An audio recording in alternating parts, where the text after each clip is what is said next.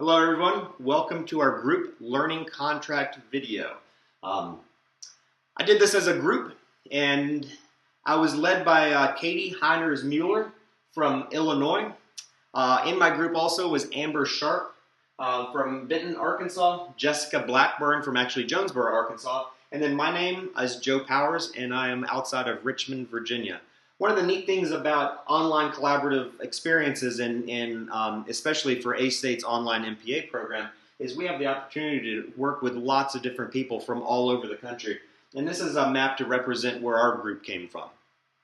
So our policy was centered around, our project was centered around policy development for the ACLU in Missouri. Katie works for the ACLU in Missouri, identified a real need, and the group came together to develop a policy for them. So the Missouri ACLU is a nonprofit organization, obviously located in Missouri, actually right across the river from where Katie lives in Illinois. They've had an increase in staff, in both full-time employment and interns and volunteers, and they've actually got a really big board. But they really have an inadequate policy that's currently in place that's not very specific and leaves a lot of room for judgment. The organization is very policy driven. Each of the staff members, interns, and volunteers sign an agreement saying that they understand the policy that's in place. So we realized this was a perfect opportunity to collaborate as a graduate project and develop something that's going to be meaningful for Katie's organization. So we broke up the policy into several different sections. First, we defined a commitment to the staff so that the organization stands behind, or the organization shows the staff that we stand behind the staff, the volunteers, and the board.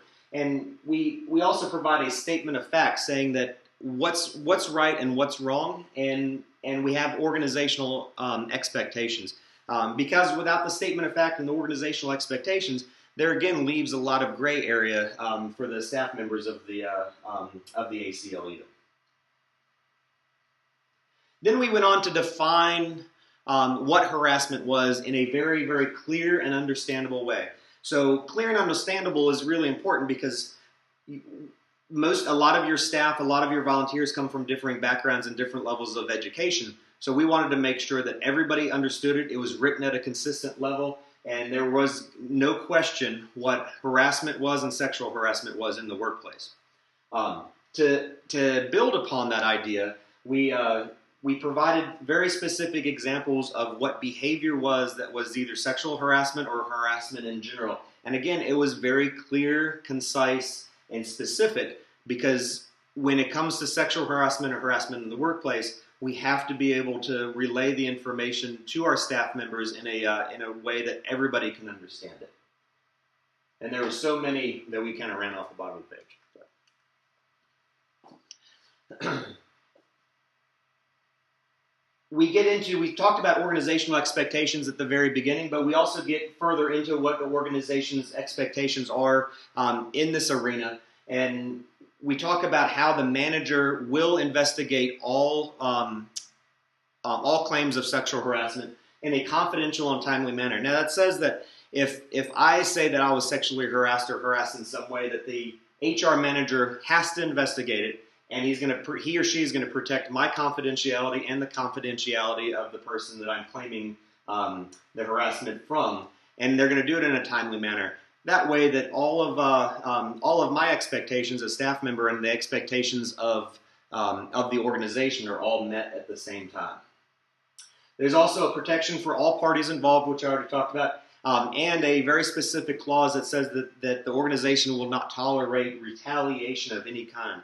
And if violations are found after the investigation from the HR manager or that group, then there's going to be discipline up to termination. So that was our project for the ACLU in Missouri, and it's going to be kind of neat because our work here in this online graduate program will actually be in place in Missouri in the coming months through Katie's work there. Again, I appreciate you watching our video. And I want to thank all of my group members, Katie, Amber, Jessica, and I'll thank myself for being part of this this online group. Thank you very much and have a great day.